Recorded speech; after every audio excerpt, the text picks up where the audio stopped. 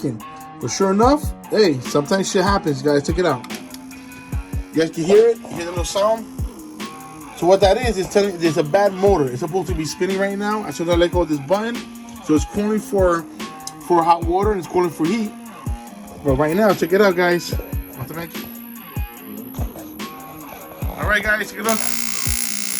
So the actual motor is not spinning.